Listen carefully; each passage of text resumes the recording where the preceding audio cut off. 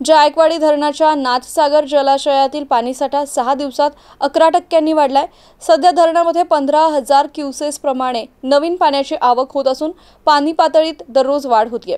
सध्यांतरी जायकवाडीच्या एकूण पाणी पातळी साठा हा 40%वर पोहोचलाय। नाशिक परिसरात गेल्या आठवड्यात सतत पावसाने हजेरी लावली। दुतोंड्या मारुतीच्या मंदिरासह अनेक मंदिरे पाण्याखाली गेली असती।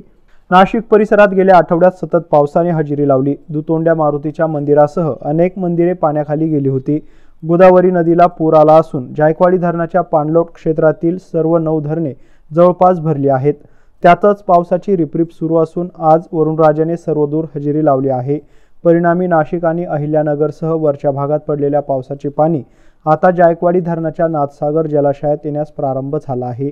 याबाबत जायकवाडी धरणाच्या दगडी धरण उपअभियंत्या श्रद्धा निंबाळकर यांच्या माहितीनुसार 1522 फूट जलसाठवण क्षमतेच्या या महाकाय प्रकल्पात आज 26 जून रोजी 1508.53 फूट एवढी पाणी पातळीची नोंद झाली आहे। धरण पूर्ण भरण्यासाठी 12.5 फूट पाण्याची गरज आहे। सध्या धरणाच्या पाणलोट क्षेत्रात 14,700 क्युसेस याप्रमाणे नव्या पाण्याची आवक सुरू आहे। गौतम बनकर, एमसेन न्यूज पैठण, छत्रपती संभाजीनगर।